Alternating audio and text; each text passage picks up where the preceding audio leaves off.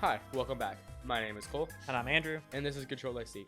Control-AC is the podcast where we talk about monopolies and the Swiftie army.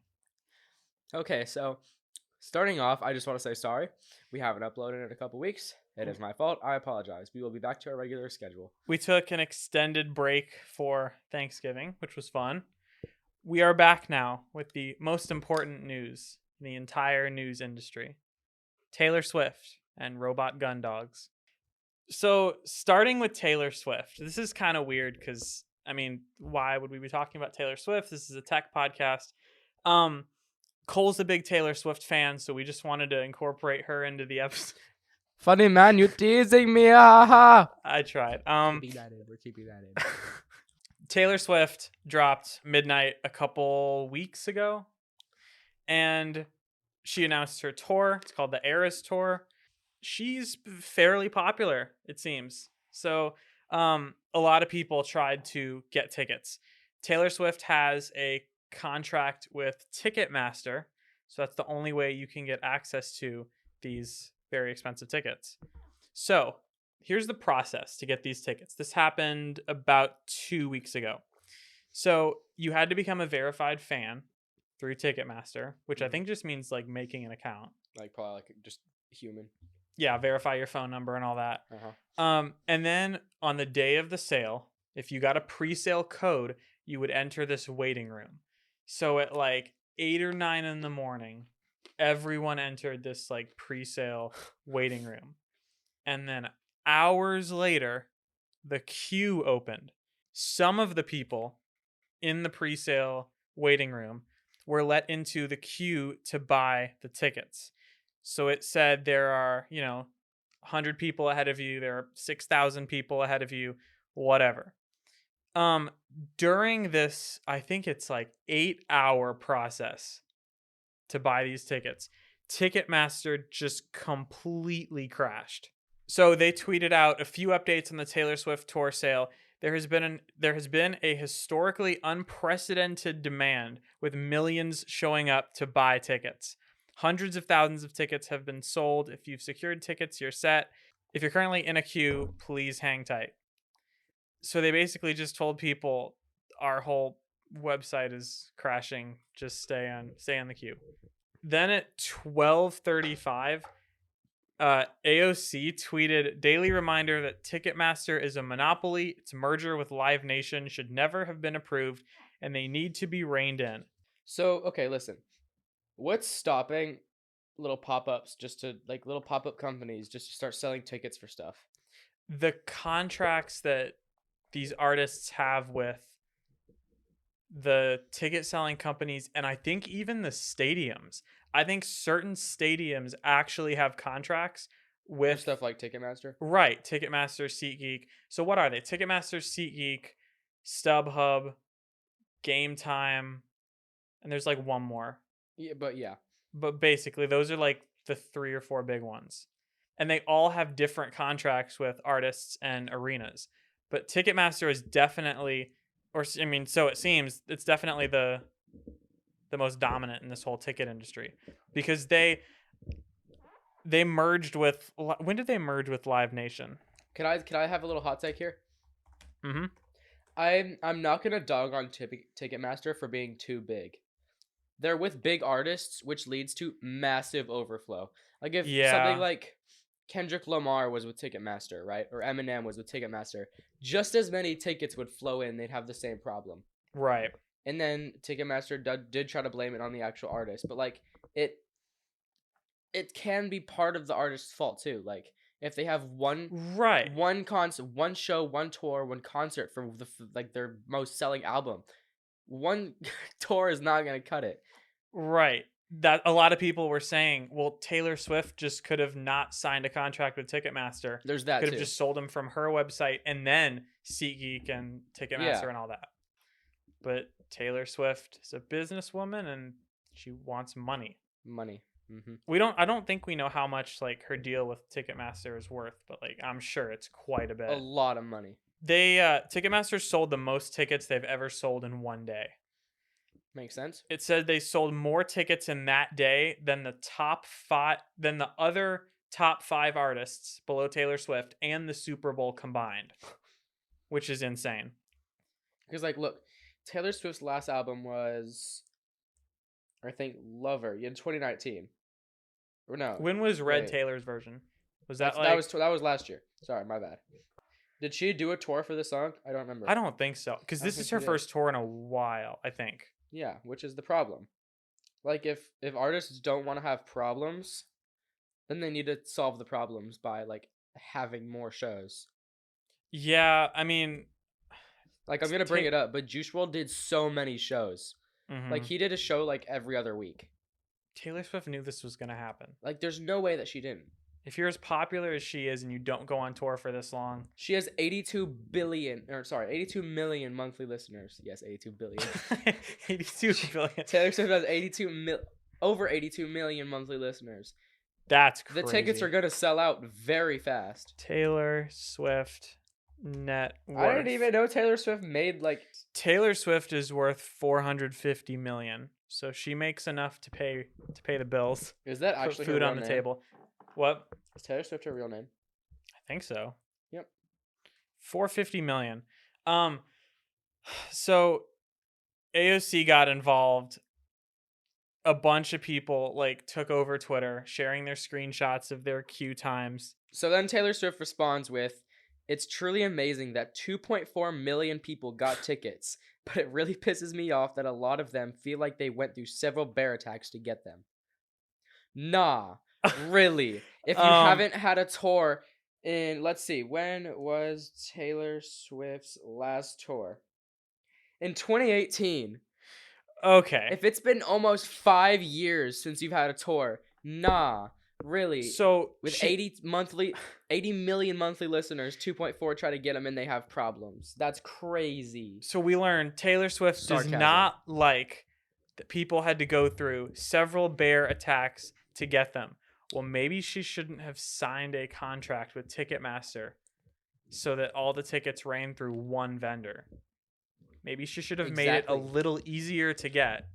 This is kind of on her too. Or had a couple different shows, right? Right.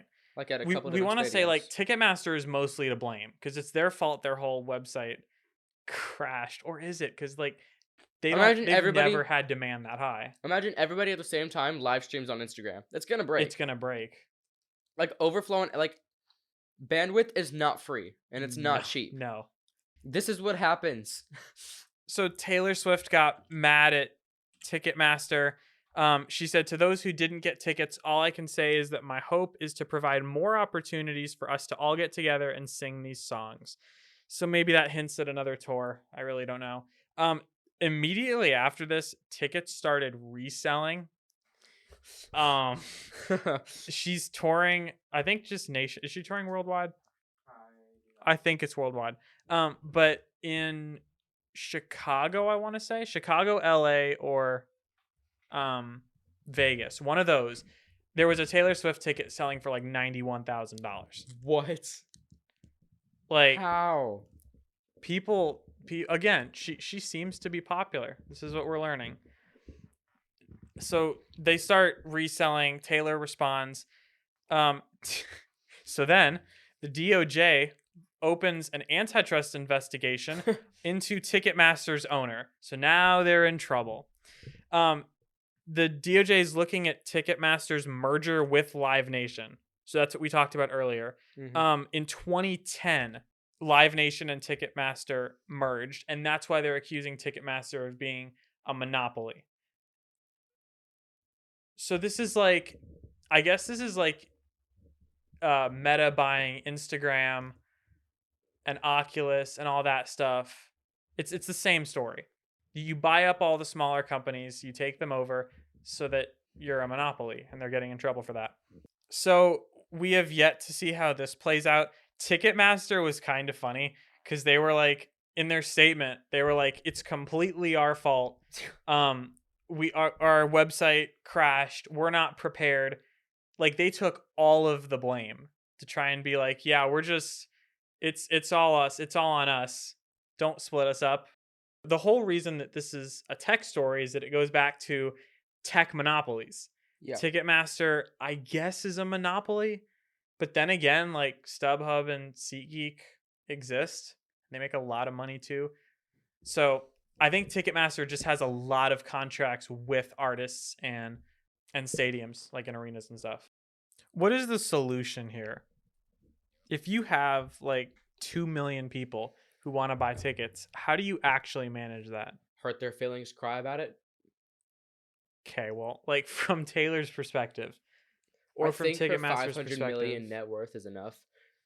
Realistically, she's still not losing listeners if they can't supply enough tickets. No, but like, how do you distribute all the tickets through to that many people? Multiple tours, and maybe a little bit of compensation, like a little bit of money back on the ticket, you know? So is there just no way to give out this many tickets for one tour to this many people? Literally no, unless they just extend the tour, which costs more money.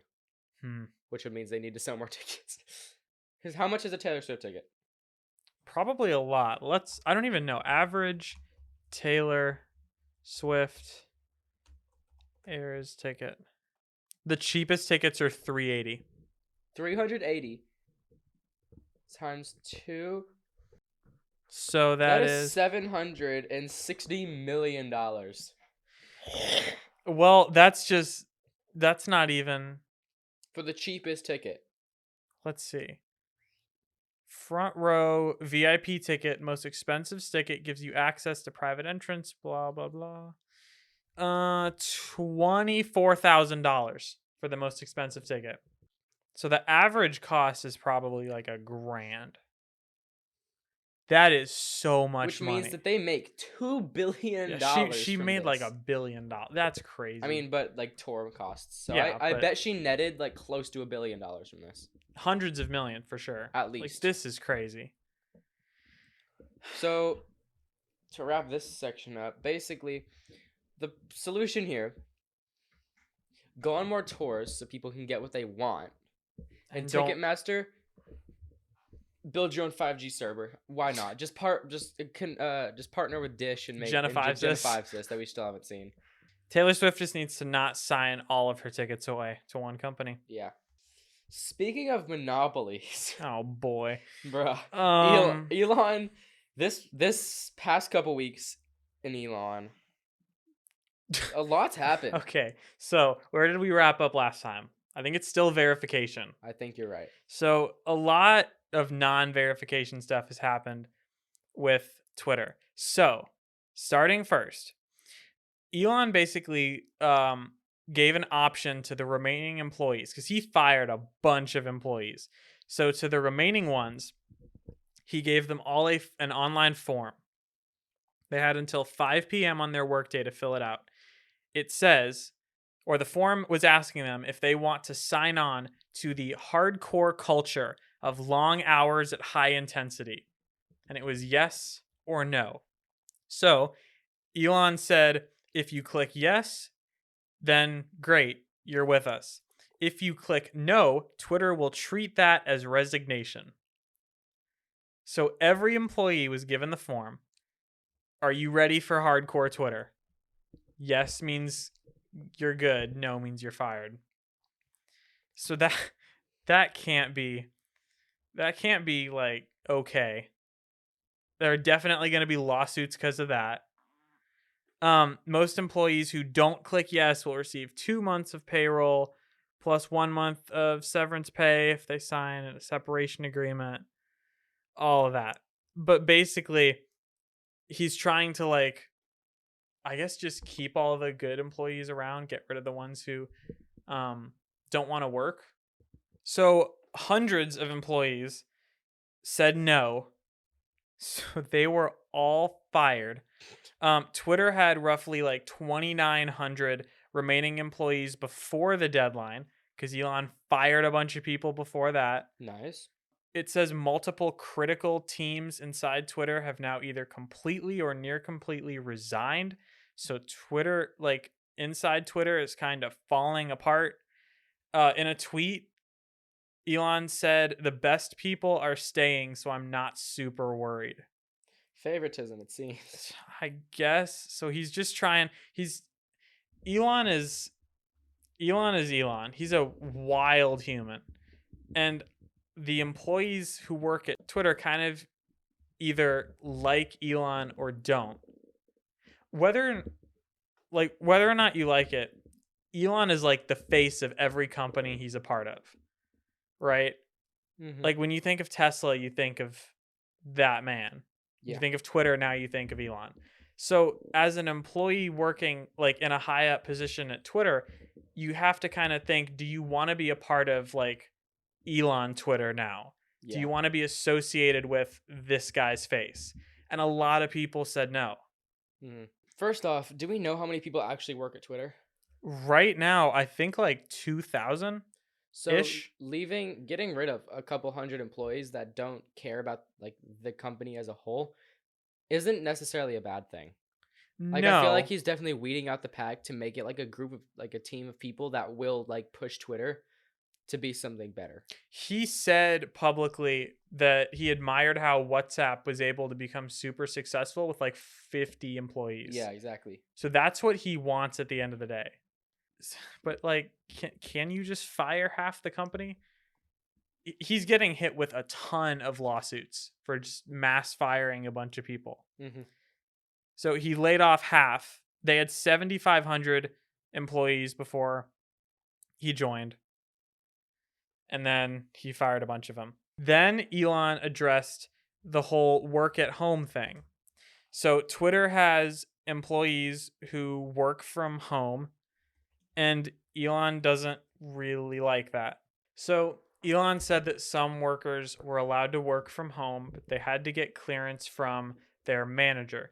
So the manager had to basically decide if the employee was good enough to work at home and still be productive. Yeah. If the manager lied and the employee wasn't actually good enough to work from home, or something went wrong, or that employee didn't deserve to work from home, Elon said that the manager is then fired. So Elon's like asking for more legal trouble here. John Ledger actually tweeted at Elon Musk saying that he would run Twitter. He's the ex-CEO of T-Mobile. So Elon is getting, I think this is like the second or third offer from another CEO. But he's being criticized for pretty much everything he does. And rightfully so, because he's making some pretty weird decisions. Yeah. So after all of that, he starts the process of basically unbanning all the people who were banned before he got to Twitter. Mm-hmm. So he reinstates, famously, Jordan Peterson, a conservative, I think he works for the Daily Wire now. So a conservative podcast host and author. And then the Babylon Bee, so which is a right-leaning satire site. Mm-hmm. So Babylon Bee and Jordan Peterson are back, and then he tweets, Trump decision has not yet been made. So no one kind of knew if Trump was coming back or not. So then Elon said that he will consider letting Trump back on Twitter. And then he tweeted, reinstate former President Trump. Yes, no. And it was a poll.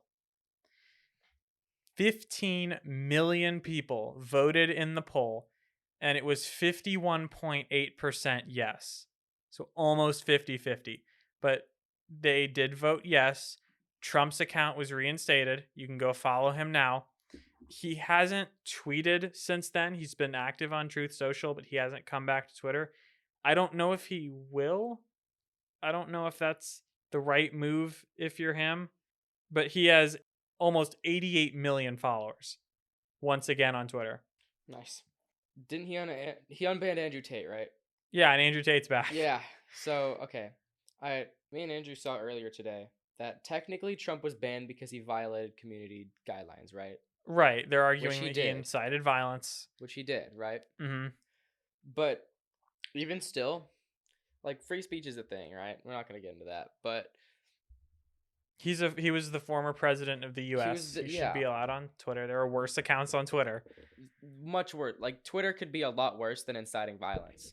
Like there's like the whole thing that happened with Balenciaga. Right. Like, stuff like that. Like, and then they really don't crack down enough on that than they should. No, you have Chrissy Teigen on Twitter who was just telling teenagers to commit suicide. Yeah, it's like nah, you said violence good, we kill you. And the Taliban has a Twitter account. Exactly. Like there are worse accounts on Twitter. So Trump coming back, I think, is just kind of. I think everyone's fine with that. Yeah, it's like oh, okay, that happened. But he's sticking to Truth Social, so whatever. And then Apple apparently possibly threatened to kick Twitter off the App Store. That was a big deal for a couple days. And then Elon started tweeting a bunch of things about how Apple's App Store is a monopoly and how their 30% App Store tax is monopolistic or all that. Quinn Nelson actually tweeted Elon tweeted, Apple has mostly stopped advertising on Twitter. Do they hate free speech in America? And then he said under that, what's going on here, Tim Cook? And then Quinn Nelson responded, thank you for your feedback. Now pay 30%. I saw that. Elon just, for the next few days, started tweeting about how Apple's App Store is terrible. And then he met with Tim Cook in person the other day. And now everything's good. And Tim Cook said Apple never considered taking Twitter off. So that kind of blew over quickly. And then last Twitter story, Kanye West. Twitter unbanned Kanye West, who's been, I don't know how many times this guy has been banned, but he was unbanned. He announced his 2024 presidential campaign, Yay 24. And then went on Alex Jones's podcast, said he likes Hitler, said that Hitler has redeeming qualities, said the Holocaust wasn't real, and then got kicked off of Twitter again. His final tweet was a shirtless picture of Elon, and Elon actually tweeted, just to clarify, that was not the reason why we suspended him, but apparently he was suspended because Elon said he violated their incitement of violence policy, just like Trump. Only unlike Trump, Kanye is banned for 12 hours. Yep. Not like 12 months. So I think that's it. Oh, and then Elon 4 days ago, we're recording this on Friday, he tweeted my bedside table and posted a picture of his nightstand, which has a watch, a lamp, a water bottle, 2 guns, and 4 empty cans of Diet Coke. Nice. And under that, he said, there is no excuse for my lack of coasters. Greetings, I'm Musket, Elon Musket, referring to the old musket-style gun resting in a George Washington case on his nightstand. That's amazing. I love that. That wraps up this week in the nightmare that is Twitter. Is that it? I guess so. We had a lot to catch up on, but I think we're good. I'm so sick of the internet. Like, the internet at this point is good for one thing, and it's hate. And like, just people being stupid. Like, the internet was good when Vine was around. I just sat down and watched like the OG Vines with my sister, and we had so much fun. It was so funny. And now we have stupid stuff like this happening, and it's just annoying. No, it really is. Like, I cannot open Instagram without something political or like I just don't care. Like, I really don't care. Yeah. Twitter isn't fun. No, Twitter is not fun. Instagram is all right. Here's the thing though, Twitter's kind of dying. Instagram is like dying if not dead. The only thing I use Instagram for is Reels, and sometimes to like see other people are doing, but like yeah. And then TikTok is still going strong. Snap is kind of dying because our generation's like almost in college. Yeah. So we're just kind of outgrowing that. I saw this thing. It said, "Bro, whenever we're like senior citizens, we still finna delete Snap." I know. Are we still gonna be snapping each other? Like when I'm 40 years old, I'm not just gonna be sending snaps of me at the grocery store. Yeah. To my friends from high school.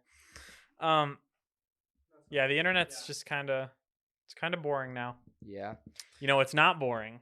Cool backyards. Cool backyards are fun. That's what we need. And the complete backyard our sponsor, is on the nomination list for Best of Fort Worth 2023. So if you can go to the link in the description, I'll have it posted on my Instagram and my Twitter. Wait, Cole, just to clarify, what is that? The complete backyard can build you your dream spa and outdoor living space.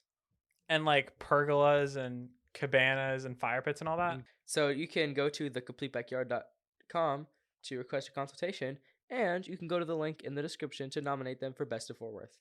Thank you to the Complete Backyard for sponsoring us, and congratulations. Congratulations. So Tesla had an event last night. Mm-hmm. It was their delivery event for the Tesla Semi. If you're not familiar with how those work, a delivery event is basically where Elon goes on stage and attempts to tell us all about the car and how great it is, and then they announce delivery. It's pretty boring. At the Semi announcement, at the end, we got a one more thing, and that's when we saw Roadster. So I was kind of thinking we'd see Roadster update here, but nothing like that happened. Just Semi. I don't know. Semi's pretty cool though. It is pretty cool. It's neat. Cabin looks great. It has 2 big screens. Elon said it's just like driving a Tesla, just a little bigger. And like 50,000 pounds. And yeah, 50,000 pounds. He said it's also fast. Which it is. Which it should be. You can stand up in the cabin. That's pretty cool. It goes like 500 miles with like 80,000 pounds of stuff that it's towing. So that's pretty good. But yeah, he said it's supposed to make the driving experience much better for semi-truck drivers, which I guess is nice because you just have autopilot, just chilling in your truck. That's not a bad job, actually. Just sitting there while the truck drives itself. That'd be amazing. That'd be fun. But Tesla Semi looks pretty good. And then another small story. This is the Verge headline. San Francisco approves use of remote-controlled robots to kill suspects. So, they're arming robots with guns. I like robots and I like guns. I don't like them together. Yeah. I think we're fine. It says that these robots can be armed with explosives. These robots can be armed with explosives and possibly guns, I think, to contact or disorient violent, armed, or dangerous suspects in extreme circumstances. So I think like if it's too risky for officers to go in, they can send in this robot, which is kind of cool. In 2016, police in Dallas used a bomb disposal robot to kill a sniper who shot 5 officers. So, I mean, this seems cool that you could send it. If you remember back in when did the Las Vegas massacre happen? Was that 2016 or 2015? 2017. 2017. October 1st. So, in that shooting, the suspect was on like the 32nd floor of a hotel room shooting people. So they could have just sent this robot in the hallway and, attempted to use it to remotely explode the door or anything like that. So this is kind of cool for, extreme situations like that. So the headline is kind of scary. San Francisco approves use of remote-controlled robots to kill people. That's a little frightening, but this doesn't seem that bad. Also, these are like police military-grade robots. It's not like the Boston Dynamics dog with a machine gun taped to it. Did you see that? What was it? I think it was I Did a Thing, William Osman and the other guy. They put a 50 BMG on the Okay. America. We joke about it now, but like AI has so much room to grow. Like AI sucks. Right now, yeah. I mean, the Roomba that just throws itself down flights of stairs. Yeah. Because, okay, I was listening to the WAN show last night, and Linus said something very fair. We cannot call machine learning AI. Right. Machine learning is something does something, has a goal, right? Mm-hmm. Let's say this cracker in my hand has the goal to get to the microphone. Mm-hmm. It takes, if there's obstacles, it just runs into that obstacle so many times until it realizes that's like, and then it slowly starts to shift to the side. And then when it gets past the obstacle, then it hits the mic. Right. Machine learning is just trial and error. Trial and error. AI would AI be, let's is- put a ramp over the obstacle to get to that cracker. Yeah, That's like coming up with a solution on its own. exactly. And then AI has to think for its own, not have code that makes it learn. It's supposed to do it right the first time. Yeah. Not trial and error. Or like first, like 2 times, not 7,464,310. Yeah. Or first time if it's Tesla self-driving. Yeah. Let's hope it's first. So yes, AI is scary. Okay, the last thing we're going to talk about is Spotify Wrapped. Every year, Spotify does what I really look forward to. It's called Spotify Wrapped. I love It's this. basically like a little Instagram story style recap of your whole Spotify year. Mm-hmm. So like it shows you your minutes listened, top artists, top songs, most listened to song, all the stats. So basically, everyone's trying to copy Spotify Wrapped now. Apple Music did a replay thing that it was fine. I wish YouTube would do one. That would be cool. Marquez tweets this every year. He says that YouTube Rewind should be like Spotify Wrapped. Shows you your most watched That would be cool. creators and all that. But anyway, Cole and I got our Spotify Wrapped, so that's pretty cool. So let's see. I'll pull mine up. So I listened for just over 11,000 minutes, which is less than I thought. My top artists were Morgan Wallen, Post Malone, Juice WRLD, Thomas Rhett, and Hardy, which is fairly accurate. Mm-hmm. Although it seems like Spotify Wrapped is kind of biased towards the beginning of the year. Yeah. A little bit. Okay, I'm going to do mine. I've had this account for today 33 days. Okay? Okay. I've had the account 33 days. My top artists are Juice, J. Cole, Trey Savage, which is unreleased Juice WRLD, Mhm. Future, and X, right? My top songs are 4 Juice WRLD songs and 1 Nice. The Weeknd song. I've only had the account for like 33 days, right? Mhm. 2,800 minutes In 30 days? in 30 days. So that's like 2,800 times 12, 33,000 minutes. Yeah. Someone at our school had 124,000 minutes, Yeah. which is, I think that's the most I've My ever friend from seen. church had 189,000 minutes. He had 2 accounts. And both had Okay. over 90,000 minutes. But how? 180,000 minutes. Let's figure this out. So that is divided by 365 divided by 60. That's 8 hours of music a day. That's crazy.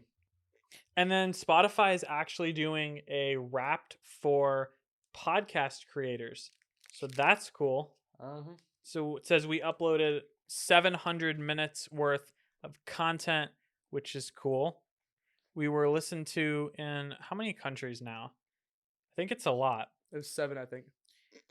We have listeners in 1, 2, 3, 4, 5, 6, 7, 8. So if you're from any country that's not the US, Please tweet at us. hi, how are you doing? So that's pretty cool. And then it shows you like share statistics and all that. But yeah, Spotify Wrapped was pretty good. I love how it just takes over social media for like the first Yeah. couple hours of. It's like gas, but Yep. once a year. Speaking of wrapping things up, that was episode 21. Thank you all for listening. Next week, we're going to have our holiday Christmas tech gift guide. So that's going to be fun. Week after that, we'll go back to last minute news.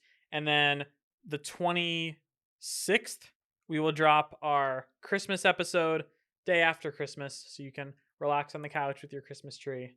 and your presence and listen to our Christmas special. For now, though, that's it. If you have any questions, comments, concerns, or have free Taylor Swift tickets, or you want to help us strap a 15 BMG to a robot dog, you could tweet at us on the platform with the freest of speech. I'm at UtterlyDrew. And I am at ColdWWWeb. And we will see you next week. Bye, guys.